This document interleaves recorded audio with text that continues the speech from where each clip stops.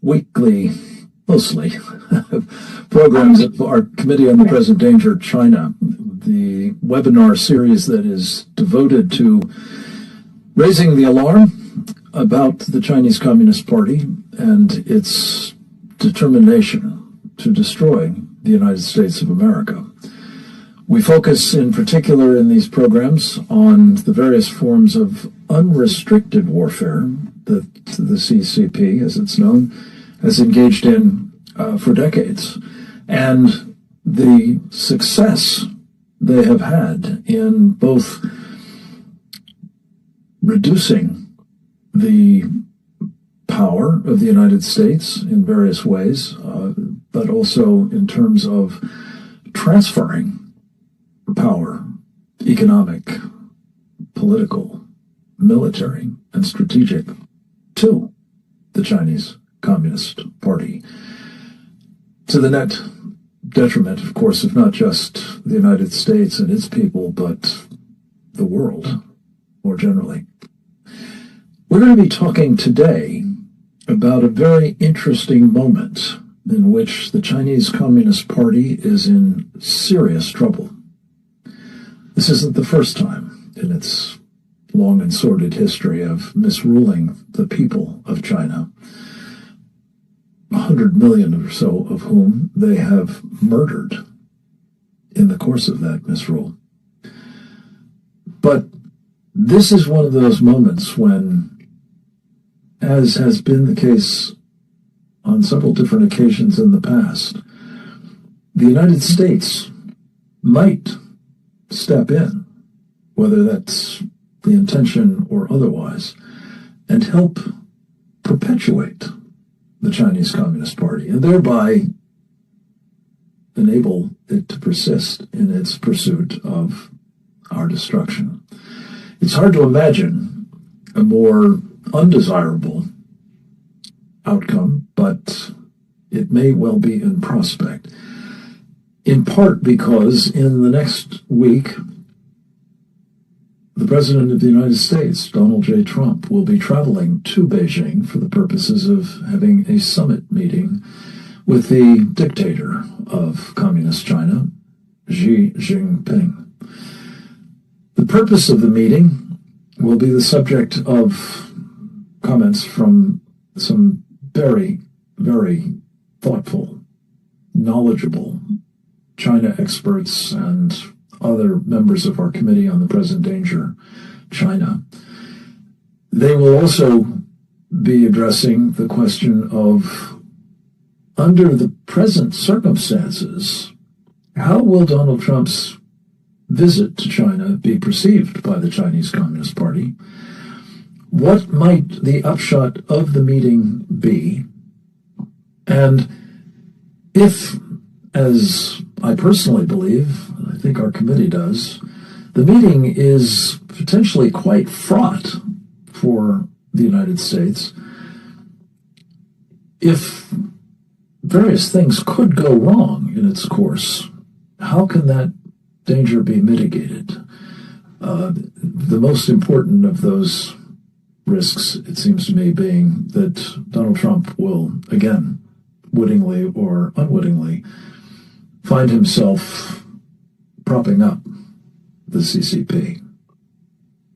To our great detriment, yes, again, but to that of freedom and people who either prize it, enjoy it, or yearn for it worldwide. We're going to begin the program, as we often do, with comments from a member of the intelligence community, now retired, but someone who has served with great distinction in the United States Navy as a professional in that community, rising to the rank of captain, as well as the chief of intelligence and information operations for the U.S. Pacific Fleet. His name is Captain James Fanell, United States Navy. He has, in addition to a very distinguished career in uniform, been a watchman on the wall since he took that uniform off, notably in a series of articles and a very important book he co-authored with Dr. Bradley Thayer entitled Embracing Communist China, America's Greatest Strategic Failure. I caught up with Captain Fanell for the purposes of his contribution to a television program I host called Securing America on Real America's Voice. And we have, with his permission, excerpted a portion of the interview that we did the other day for this purpose, to provide a bit of, well, intelligence, context for the summit meeting next week, and some of the dangers that could well be associated with it. It's kind of level-setting interview, and I hope you will find it very informative and thought-provoking. Let's go to the video with Captain Fanell now. The summit is obviously very important to President Trump. I think President Trump is seeking to get some trade deals that will buy America's space and time to allow us to rearm our military, reorient our military and our economic strength to be able to withstand what I think he understands is a hostile Chinese Communist Party's outlook towards America. When he says things, sweet nothings about Xi, I think it's meant in the sense that he's trying to achieve an objective, which is to buy time to allow us to get out from under the domination that the Chinese have in areas like rare earth elements, or their growing military that's, their navy's bigger than ours, and things of that nature. And so, we wrote this book, Brad and I, and we talked about how embracing communist China was a strategic failure for America, but it wasn't because of just the presidential engagement. That's something you're never really going to get rid of. It's what occurred for 40 years, where it was a whole of government, where everybody in the U.S. government was proud to engage with China. I don't think we have that today under President Trump. So I think he's also, with Iran, he's trying to come to a deal and bring a deal together so that he can use that to tell Xi when he's in Beijing, listen, man, I control your access to Middle Eastern oil. And I alone, United States of America, and our Navy control that. And if you want to play ball with us on the economic arena, and you want to deal and have some kind of outlook on your desires, then you're going to have to deal with us. I think that's the president's desire.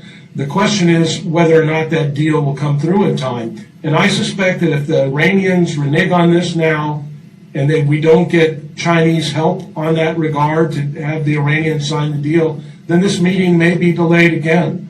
I certainly would recommend that if we're in a kind of a combat or blockade situation with Iran. And oh, by the way, yesterday we just saw another report from the Wall Street Journal that stated that China has been caught again sending drone technology to Iran. So these drones are being used to attack our ships and other ships as well internationally. So at any time that we have proof positive that the Chinese are, arming the Iranians to attack us, that should be a tool or a lever that the president could say, listen, I'm not coming until you knock this off. So I think the president has the control. He's got the stick.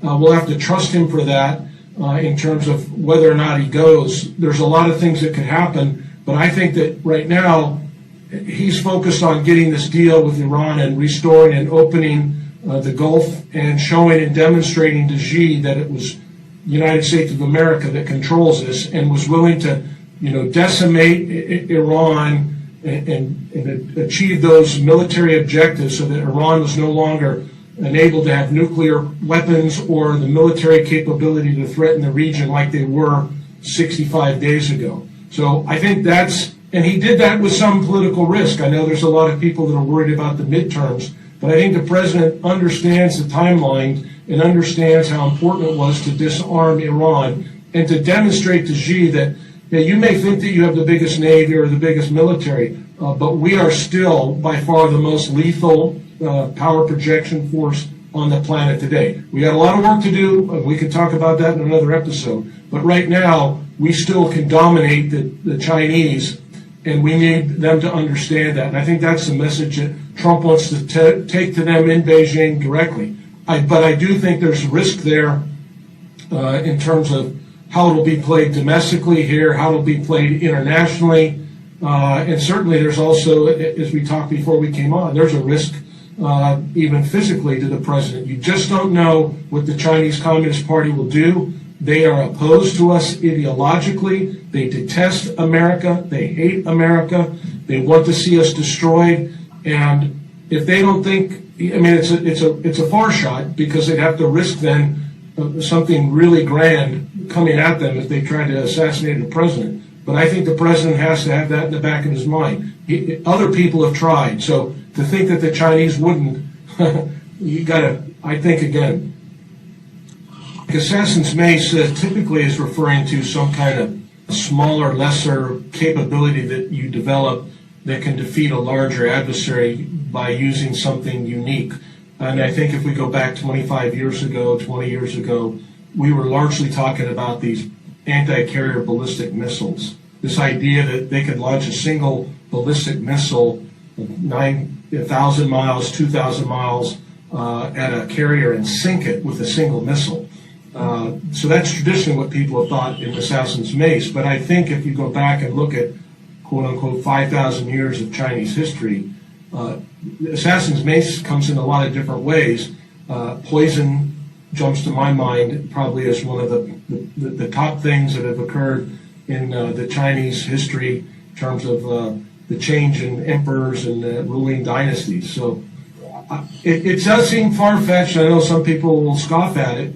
But again, as I said in the prior segment, 3 people have tried to kill the President of the United States in America. And they have what I would say are communist ideological outlooks, worldviews. And so the Chinese Communist Party clearly has the communist outlook and worldview. And so we cannot dismiss it. So I know that the Secret Service and the military and those that go with him, there's already been reports that we've already had. I saw a couple of days ago, already had 4 C-17s fly in preparation for the visit. So there'll be a lot of security there, but still, it's not without risk. And oh, by the way, maybe it's not an assassination, but what happens if they're able to read and intercept his communications as he's being briefed on the status of the conflict in Iran? Or something else. So these kind of visits are always at risk, and the Chinese will, play hardball in terms of what we're allowed to do on their soil, and we just need to be very, very careful of it. And I think if the president doesn't feel comfortable, if he thinks there's something not right, he knows better than anybody else. He's the kind of person who will say, sorry, I'm not coming for this and this reason. So I think we just need to be careful about that. And as you said, in the arc of history, President Trump is, we've only had, George Washington and Abraham Lincoln, and I throw in maybe a couple others, Calvin Coolidge, but I mean, rare people in our history, and the idea that he could be taken out is not off the table for the Chinese Communist Party. Fanell, thank you. A very sobering assessment, and one that I think has to be taken, as you say, seriously, given the murderous character of the Chinese Communist Party and the determination that I think it has demonstrated amply of its desire to undermine not just America, but the Trump presidency in particular. In fact, a couple of aspects of that come to mind and bear, I think, mentioning in this connection, that we've seen the Chinese communists undermine the president in his first term with a biological warfare attack. They clearly did so in reneging on a trade deal with him, and not least, they have been continuing to murder Americans with fentanyl, a blight on, this president, among others, as well as, of course, the American people. So would they take that step? Very much unclear, but could it be the case that if they are at war with us, an accident, presumably, could be engineered and must not be discounted, furthering, I think, the cautionary note that we're sounding here with this webinar. We're going to hear next in that connection from a man who has also studied China closely, in his case, quite literally from his principal location in Japan.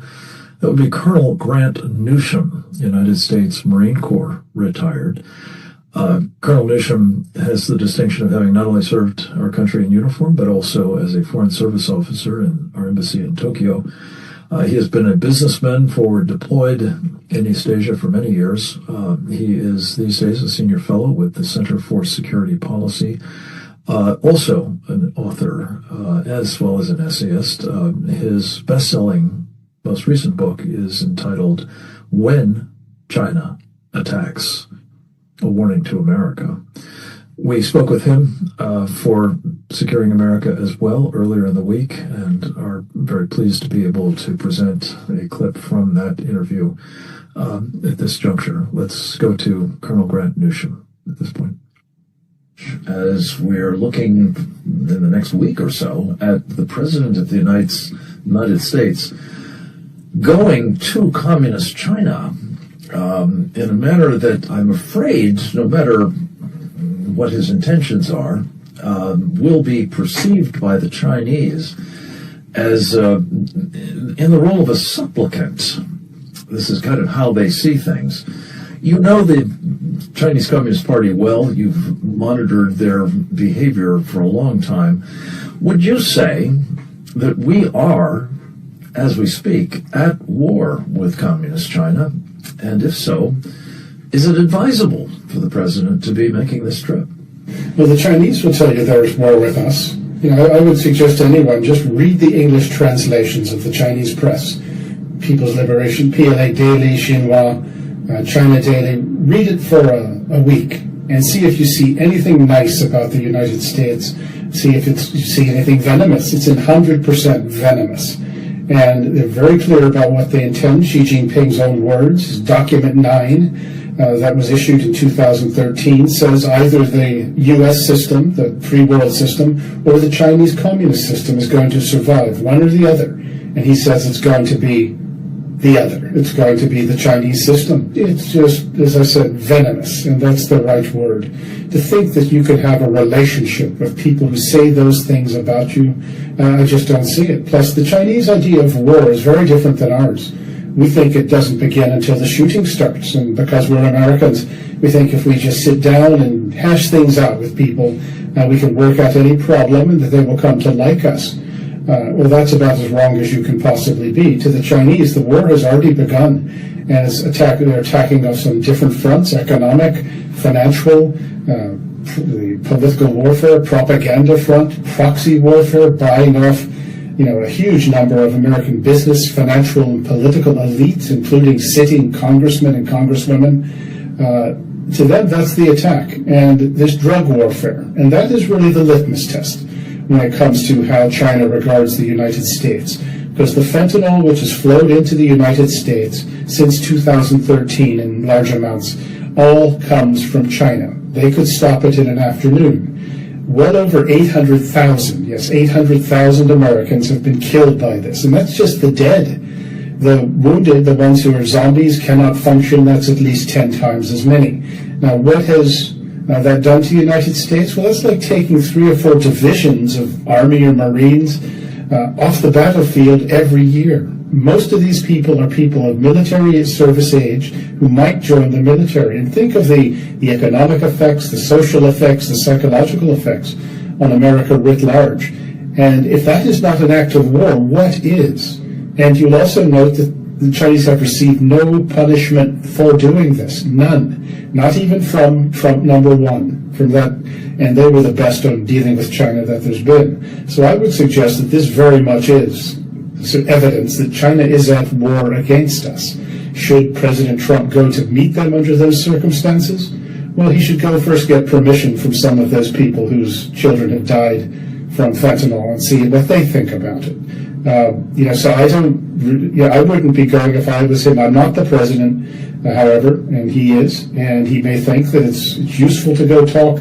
Maybe there's some advantage to be gained from it, and I don't know what his advisors are telling him, but one would hope that his advisors are giving him some sort of straight guidance about what the Chinese regime is like, what it intends to do. And once again, when another country kills, we're getting close to 1 million of your own people. You might sort of think, well, maybe they're not our friends. Maybe there's no deal to be cut by talking to them. So I wouldn't go, but I'm not the president. Yeah. Let me turn to Iran quickly, because as you know, the Chinese are also putting, precursor chemicals in for rockets that the Iranians would use to kill other Americans, some of whom are actually in uniform at the moment, as you have also been monitoring closely. This would be another tell, would it not, that we are, in fact, not just experiencing the unrestricted warfare in these other areas that you're describing, but in a very kinetic sense as well. That's right, but you could argue, at least, well, this is what countries do. And this isn't the first time, but at the same time, they're doing it. And they are trying to help an enemy of ours, so why should we go meet with them and pretend that everything's just fine? That I don't understand. We really have not put anywhere near the pressure on the Chinese, and particularly the Chinese top leadership, that we could. You may say, well, they've got us by the throat with their rare earth controls over us and our dependency on pharmaceuticals, and that's sort of true. But at the same time, we've got a lot of advantages over them if we would just play it. But for some reason, we won't defend ourselves. Thank you, Colonel Newsham. One more interview from our program, Securing America, makes possible another important contribution to this program. Charles Sam Faddis is another distinguished patriot and freedom fighter who served his country with great distinction. In his case, as an Army officer, as an Assistant Attorney General out in Washington State, and also as an undercover operative of the Central Intelligence Agency for some 20 years. Sam Faddis is these days the proprietor of an extraordinarily important online resource called And Magazine. You can find it at andmagazine.com. andmagazine.substack.com. You can also find his works in places on bookshelves, both fiction and nonfiction, including notably Beyond Repair, The Decline and Fall of the CIA. We caught up with Sam Faddis and asked him to comment from his perspective on, the state of the relationship between the United States and China, and again, the implications of the President of the United States engaging with the Chinese communists, if not actually embracing them, as Captain Fanell talked about, at a juncture such as this. Let's go to the video of Sam Faddis on Securing America. To be blunt, I don't think we should go. I don't think the president should attend. I think we're sending exactly the wrong message. I mean, look, we talk all the time, baseline, the Chinese declared war on us a long time ago, pumping fentanyl into our country and hacking our critical infrastructure and stealing every defense secret we have. We could go on with sort of the baseline, but now we're in a shooting war with the Iranians. I get it that on any given day we're using different verbiage, but the bottom line is we are still engaged in hostilities, and the Iranians are still trying to kill our people. And the Chinese are up to their eyeballs in helping them do that. They have picked a side. They are helping the Iranians. They're pumping sodium perchlorate and other substances across the land border from Pakistan, making an end run around the blockade. That's the precursor you need to make solid rocket fuel. They are sending them the Iranians, all the electronics they need for drones and ballistic missiles. They're providing them with the targeting data that they use to hit American bases in the Middle East. So the accuracy of their drones and missiles has increased dramatically, because it's not just the targeting data as in they're handing them pictures of a base. They're actually giving them access to their systems, so they are navigating using Chinese electronics and Chinese targeting data and flying in to kill Americans.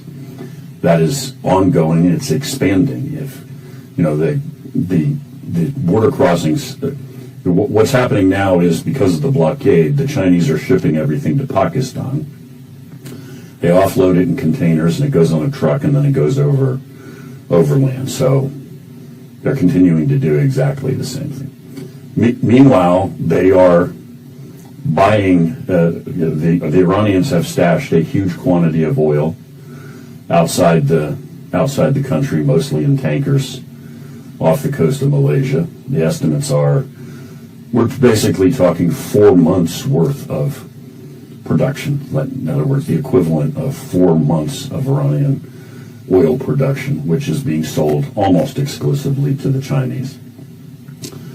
So they're arming them, they're assisting them, and they are bankrolling them, the Iranians, as they fight and kill and wound Americans in this war. So I think going to the Chinese now and sitting down with them, treating them as if they're acting in good faith and some sort of neutral party and asking for their intervention is just, I don't think I'm sure that the rationale here is that somehow or another they're going to be reasonable and assist, and I think it sends exactly the opposite message. It says, we're going to pretend like you're not doing all of this and look past it. And I don't think there's any way you can do that and not have it perceived by the Chinese as weakness. I think the far stronger message would be sent by calling off the visit and explaining exactly why. We're not going, and there will be no normal relations between us until such time as you knock it off, basically. What it does is embolden them in everything else they do. And we could add that everyone else who is watching all around the world may very likely see it exactly the same way, that we are going to them on bended knee, we are kowtowing, and then that leaves all of these other nations trying to decide, so what do we do now? And first and foremost on that list would be the Taiwanese, right? Okay, if this is the state of play now, should we not now make a deal of some kind with Beijing? When Beijing trots out the repurposes the one nation, two systems lie that they told everybody in Hong Kong, that Taiwan will actually go for it, that they will actually bite, that they will.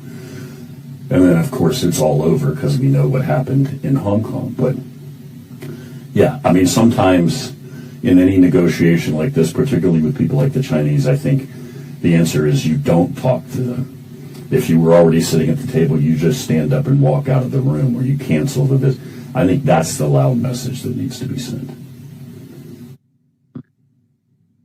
Sam Faddis, all I can say is amen. Thank you for those very important insights, which taken together with the previous presenters, I think articulate very powerfully just how fraught this meeting is, how susceptible it can be to misperceptions on the part of the Chinese Communist Party, and perhaps conduce to breathing new life into it at a very difficult moment in its trajectory. To talk about that difficult moment and the implications of it for the CCP, as well as the people of China, perhaps for the rest of us as well. I'm very pleased to welcome a woman who is a member of our Committee on the Present Danger of China, who knows firsthand, by very hard experience, the nature of these communists in China. She was a political prisoner at their hands before she made it to the United States. She is now an American citizen. She is a PhD trained at Harvard University. She was the branch chief for the Voice of America some years ago now for China.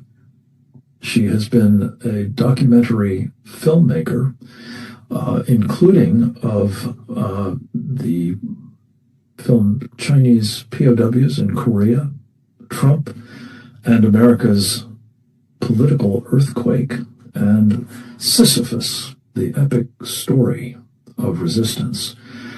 She's also an author, among other books, of Born American, a Chinese woman's dream of liberty.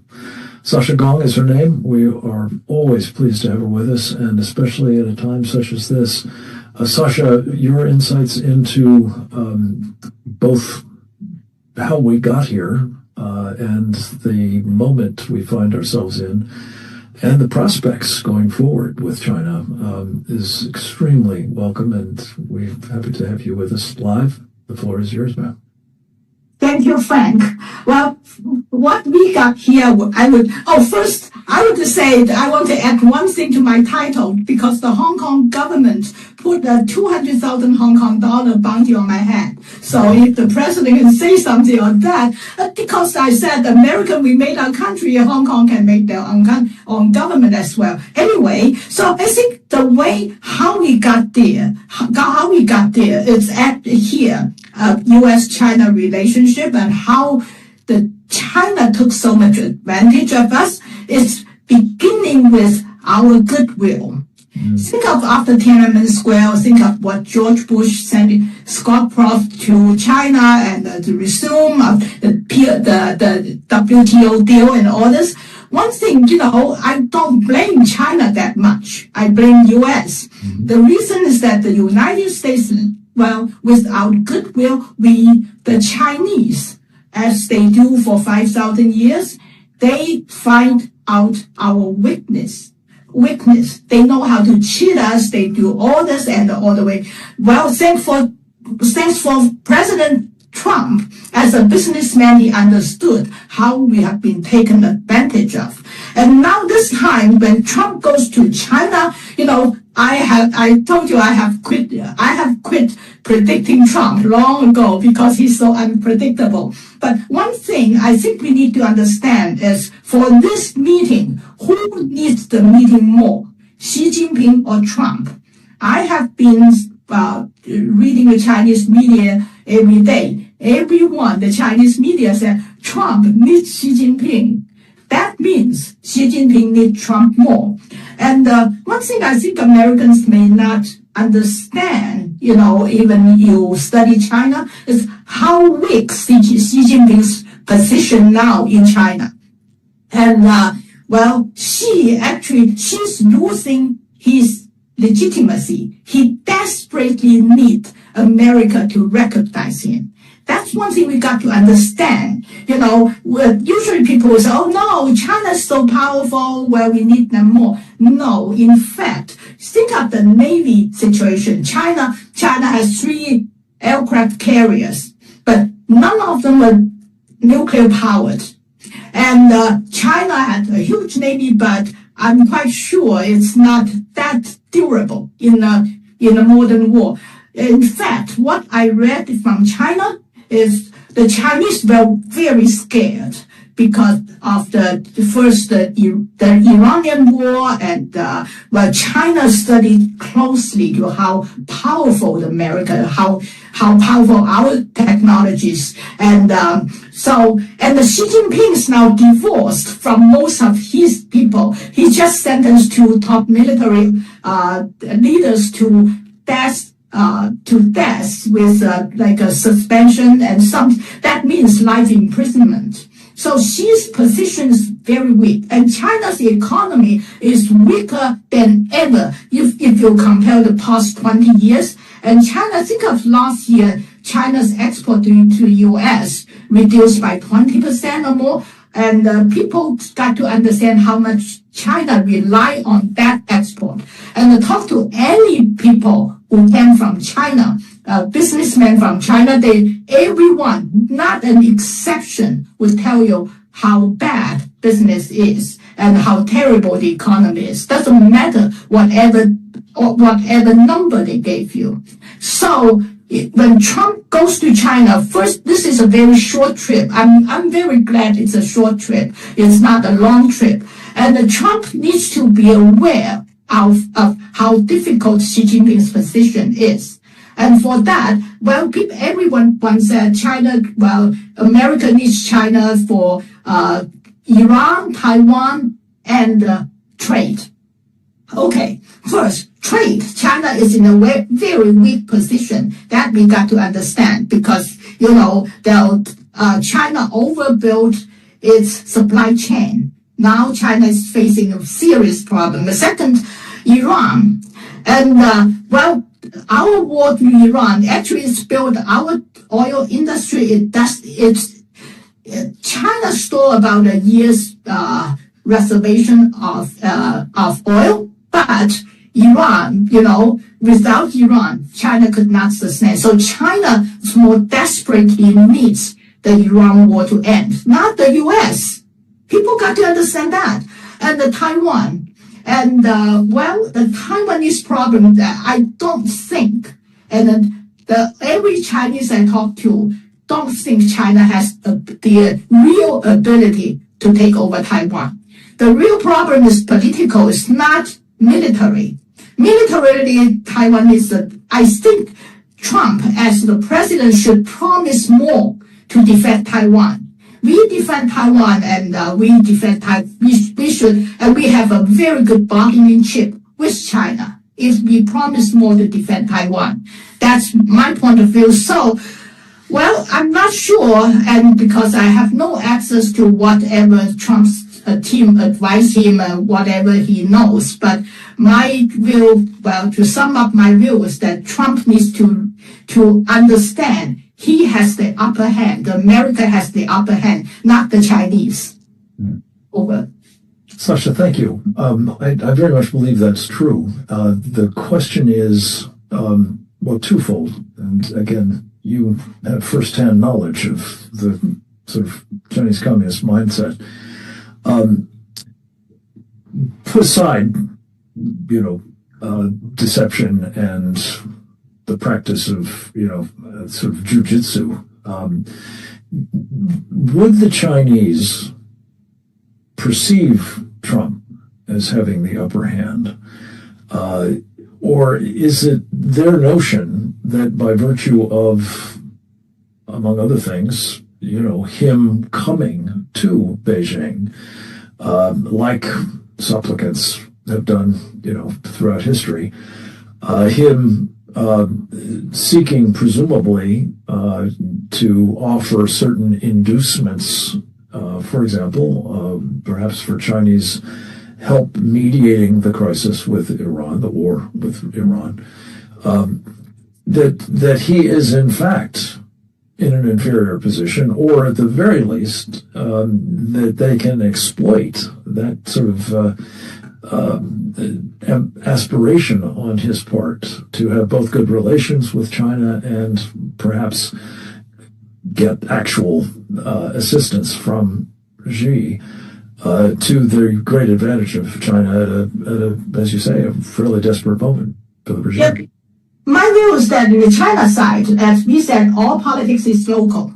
And in Chinese, all politics is internal. So I think she knows Trump has the upper hand if you look at the gesture and the way. And but she wants to present himself to the Chinese people that he has the upper hand. The problem is that our media is helping the Chinese to make that presentation to create that image that China has the upper end. And Trump, one thing is that he's so very well capable of kissing him on the cheek and kicking him on the ass. So I'm waiting to see that as that maneuver. Well, the one thing about China is that these 2 days, the U.S. government in Beijing exhibiting the China U.S. equipment. And, the two C-17s flew to Beijing, and now the U.S. Secret Service are driving their vehicles around Beijing. Everybody knows it. I would say it had never happened before. They are showing force. So I think what I'm afraid on this trip is if Trump show too much kindness, to use a better word, and kindness, and so he may succeed to present himself to the Chinese people as a real leader. Mm-hmm. And also the international world. So she's very desperate to grab this opportunity to rebuild himself. Well, and this brings me back to something you touched on in your remarks, namely the intervention, really, by George H.W. Bush in the aftermath of the Tiananmen Square massacre, dispatching his national security advisor, Brent Scowcroft, to Beijing, essentially to communicate to Deng Xiaoping in as many words. It's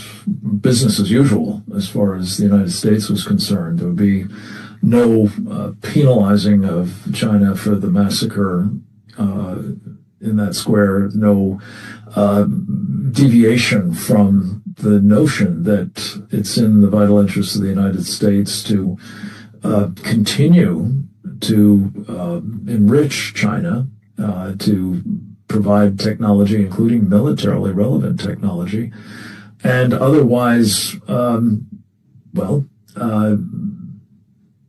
affirm the legitimacy of the CCP when it was, I think, facing some very significant pushback from the people of China at the time. Most obviously in the moment of Tiananmen, but also in cities across the country. Talk a little bit about, again, as a lifelong campaigner against the Chinese Communist Party, and as somebody who has, in your roles here in the United States, been as clear-eyed as anybody about the nature of this operation. If there is, in fact, a moment in which the party is in extremis, should we not be making, instead of anything that remotely could be construed as concessions or endorsements or legitimization, a redoubled effort to pile on in ways that, let's be honest, Trump has done very strategically, notably in the energy sector. But what are your thoughts about, Scowcroft 2.0 being the takeaway from all of this? I hope that's not. And what I think that what makes Trump different from every previous political leader is one slogan: "Make America first, make America great again." Yeah. So the Scowcroft and the Bush first, Bush second of the problems that they assume the leader of the free world, and they forgot they're first the leader of American people. So when they give away all this benefit to the Chinese and to whatever, to the whole world, let the whole world to take advantage of us, they forgot they should be America first. And I hope Trump doesn't forget it. And I hope Trump learned from the previous, failure of the United States. I'm speaking as an American citizen. I'm also speaking as, formerly Chinese. And I study history and all that. The way is that America is a young nation. America is a naive nation.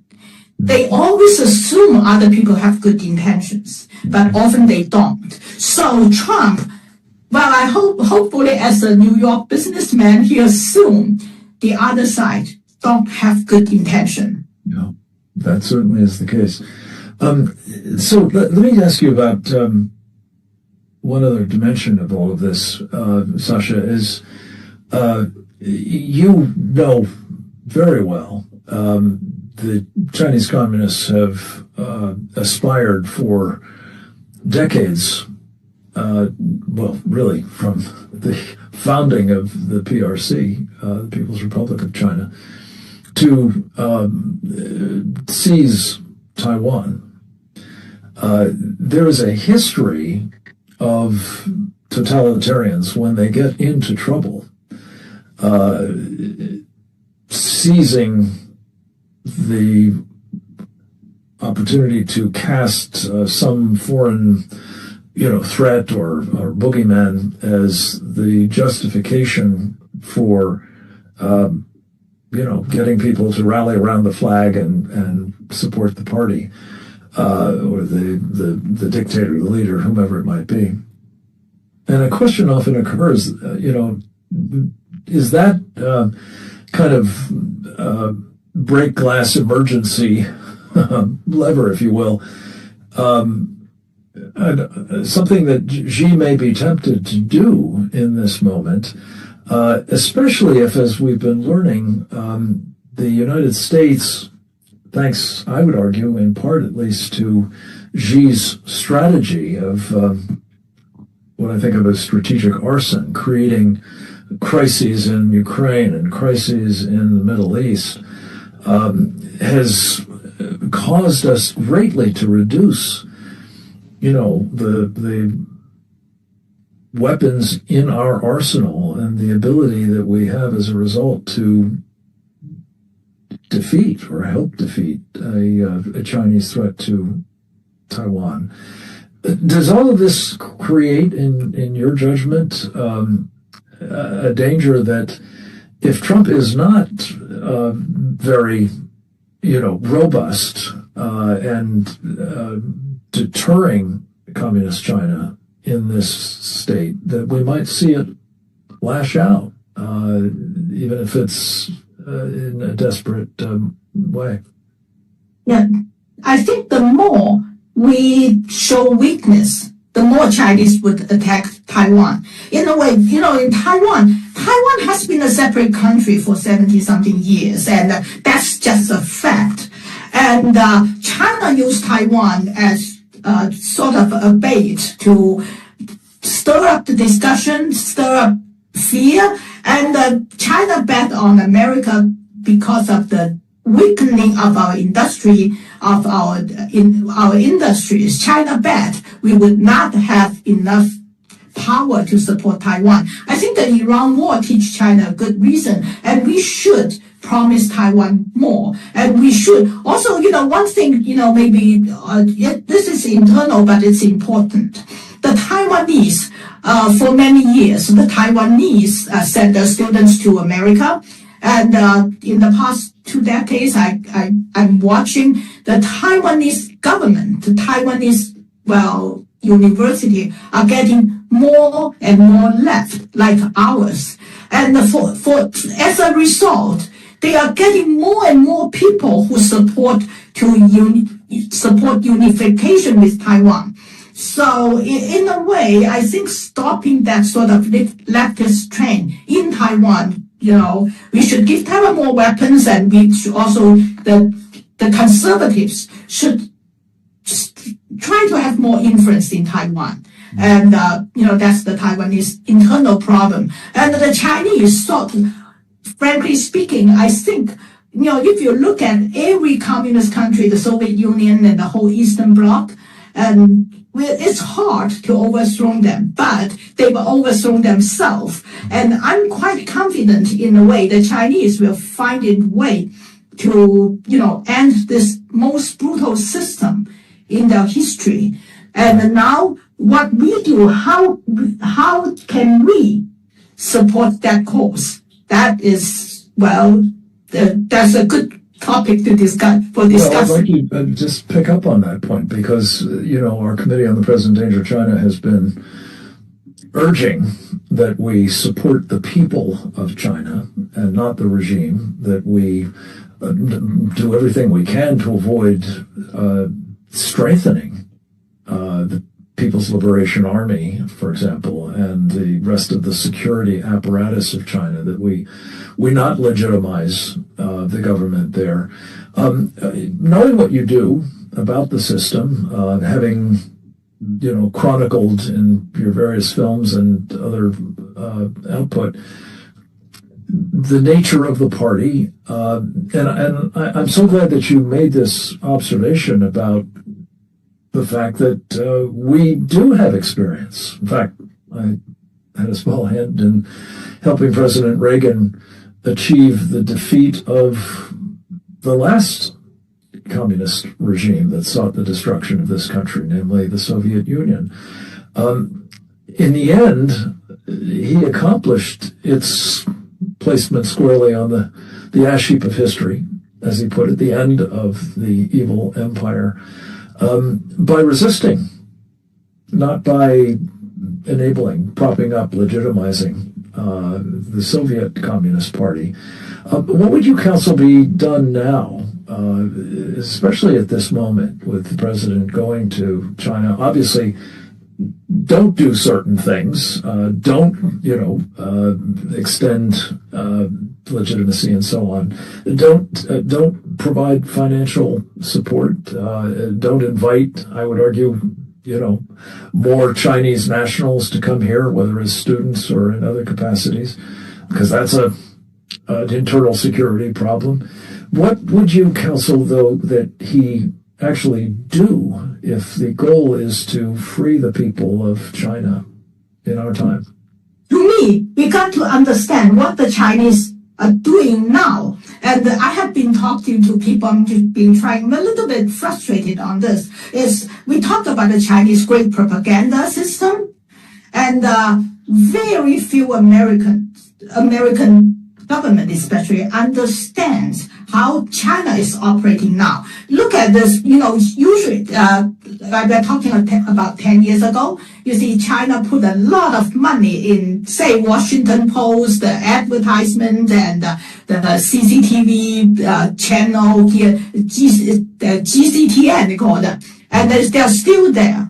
But recently, China, in the past few years, shift its money and its support to internet, to social media. Now, the Chinese, I do social media. I have about 300,000 people following day by day. Anyway, so what happens is that the Chinese government is now supporting the social influencers around the world, lots in the United States, to spread badmouth the United States a great deal. The way they support it, this is very cunning. So China, if you look at the Columbia study, you will know China has average, in Chinese social media account has about 11 billion, with a B, not an N.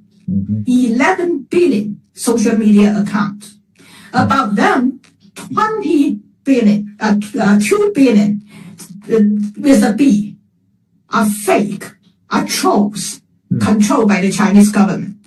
The Chinese government even mobilized its prisoners. Say the prisoners they usually produce for market and whatever. Now the market is not so good. So they shifted to organize the prisoners as real people to make comments on internet, doing all these troll things. So we are talking about billions of Chinese social media, accounts. That if you are a Chinese send you out, okay, your mission is to attack the dissident movement, badmouth the United States, whatever.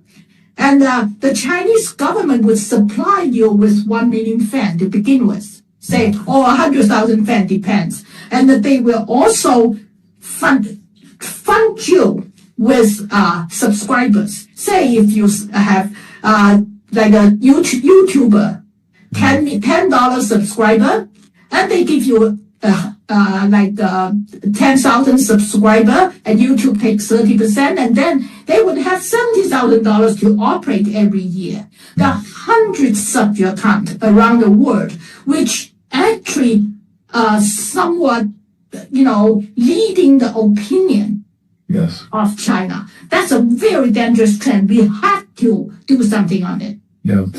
Sasha, in that connection, could I just ask you to speak? And again, you've spent a good part of your professional life in this country working in, the business of informing and, otherwise contributing to media coverage, traditional media, notably VOA, of course. But today, a prime source of news, we're told, for perhaps 150 million Americans is a social media platform called TikTok.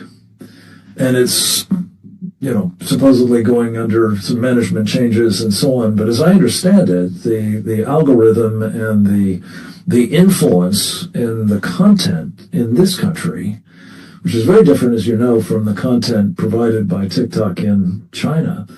But it remains essentially subversive. It remains essentially another instrument of what we've talked about from the beginning of this program and throughout this series, is unrestricted warfare against the United States, is it not?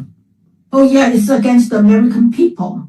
Think of it. TikTok is heroin to the mind, like the heroin to your body. Right. TikTok poison your mind. The way, doesn't matter what's the content. You can have good content, whatever, but the way it's the algorithm, it just make you addictive to that. And so I serve on the governor's appointment and serve on the Virginia Community College board. And I talk to a lot of young people. And everybody told me they got their information from, mostly TikTok and also other social media platform. I said, have you read the book in the past year? Have you read the full article? No.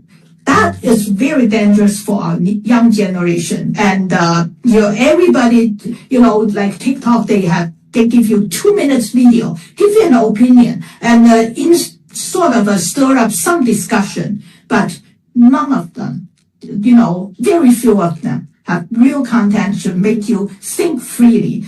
So the problem of heroin, like you rely on, you depend on it. It also drug your mind and then make you feel dependent.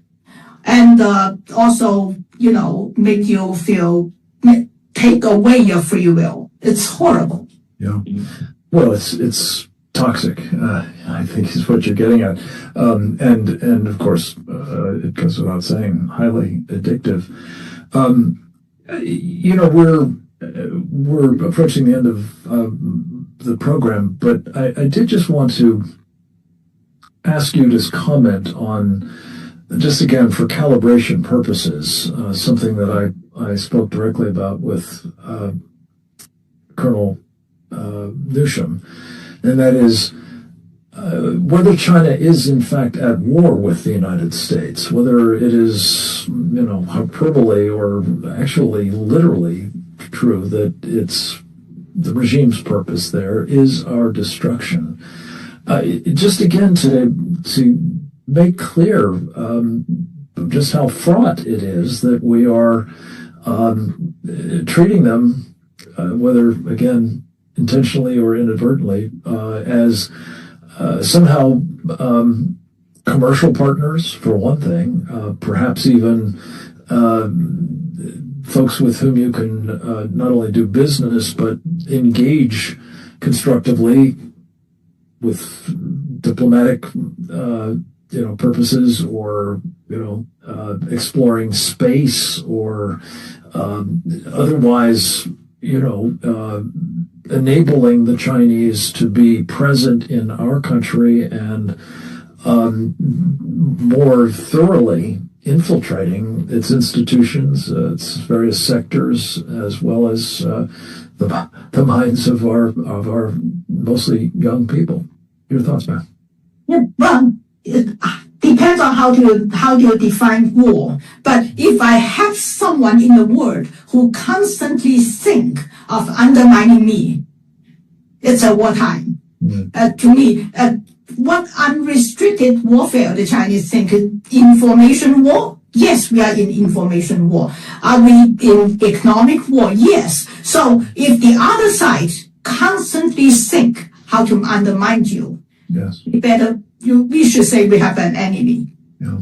Well, undermine is, putting it mildly, I think destroy. And again, I know you know this very well, as somebody who monitors the Chinese media as you do.